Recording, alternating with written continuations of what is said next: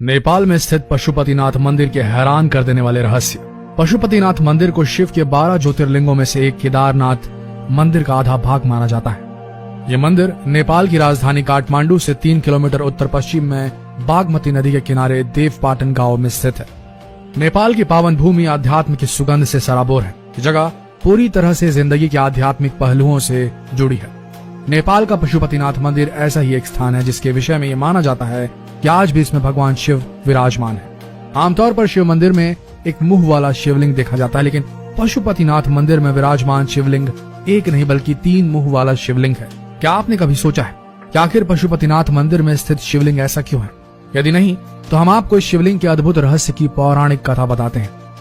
इस मंदिर को कुछ मायनों में तमाम मंदिरों में से सबसे प्रमुख माना जाता है। पशुपति का अर्थ है पशु मतलब जीवन और पति मतलब स्वामी या मालिक, यानी जीवन का मालिक। पशुपतिनाथ दरअसल 4 मुंह वाला शिवलिंग है। पूरब दिशा की ओर वाले मुख को तत्व पुरुष और पश्चिम की ओर वाले मुख को सिद्ध ज्योत कहते हैं। उत्तर दिशा की ओर देख रहा मुख वामदेव है तो दक्षिण दिशा वाले मुख को अघोर कहते हैं। माना जाता है कि ये चारों चेहरे तंत्र विद्या के 4 बुनियादी सिद्धांत हैं। कुछ बुद्धिजीवी ये भी मानते हैं कि चारों वेदों के भी बुनियादी सिद्धांत भी यहीं से निकले थे। माना जाता है कि ये शिवलिंग वेद लिखे जाने के पहले से ही स्थापित हो गया था। पौराणिक कथाओं के अनुसार जब महाभारत के युद्ध में पांडवों द्वारा अपने से रिश्तेदारों का खून बहाया गया, तब अपने ही भाइयों के वध करने की वजह से पांडव बहुत दुखी थे। उन्होंने अपने भाई और सगे संबंधियों को मारा था। इसे गोत्र वध कहते हैं। उन्हें अपनी करनी पर पछतावा था। वह इसका निवारण करना चाहते थे। तब भगवान कृष्ण ने पांडवों को इस गोत्र के दोष से मुक्ति के लिए शिव की शरण में जाने को कहा था।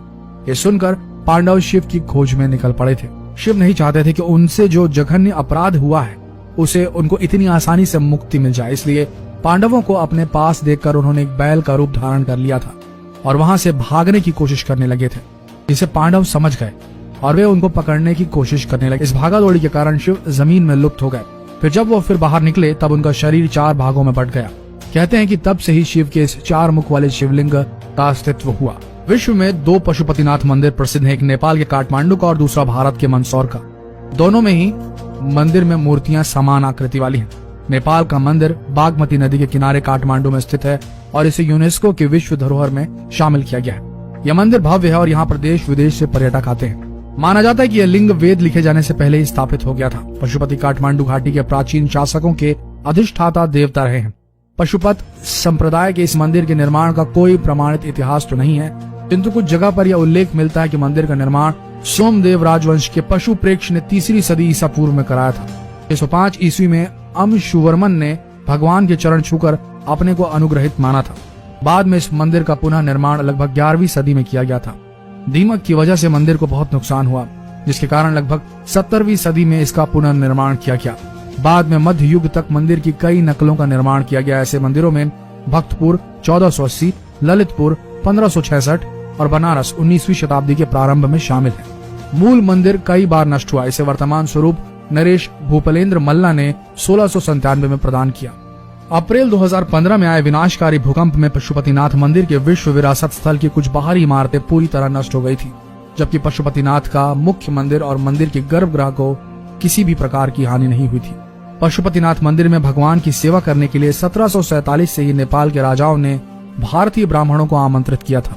बाद में माल्ला राजवंश के एक राजा ने दक्षिण भारतीय ब्राह्मण को मंदिर का प्रधान पुरोहित नियुक्त कर दिया। दक्षिण भारतीय भट्ट ब्राह्मण ही इस मंदिर के प्रधान पुजारी नियुक्त होते रहते हैं।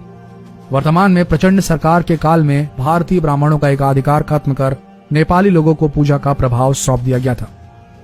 मंदिर दर्शन की मान्यता। पशुपतिनाथ मंदिर के संबंध में यह मान्यता है कि जो भी व्यक्ति स्थान के दर्शन करता है उसे किसी भी जन्म में फिर कभी पशु योनि प्राप्त नहीं होती है। हालांकि शर्त यह है कि पहले शिवलिंग के पहले नंदी के दर्शन ना करे। यदि वो ऐसा करता है तो फिर अगले जन्म में उसे पशु बनना पड़ता है। मंदिर की महिमा के बारे में आसपास के लोगों से आप काफी कहानियां भी सुन सकते हैं। मंदिर में अगर कोई घंटा आधा घंटा ध्यान करता है तो वह जीव कई प्रकार की समस्याओं से मुक्त भी हो जाता है। तो दोस्तों, आशा करते हैं ये वीडियो आप सबको पसंद आया होगा।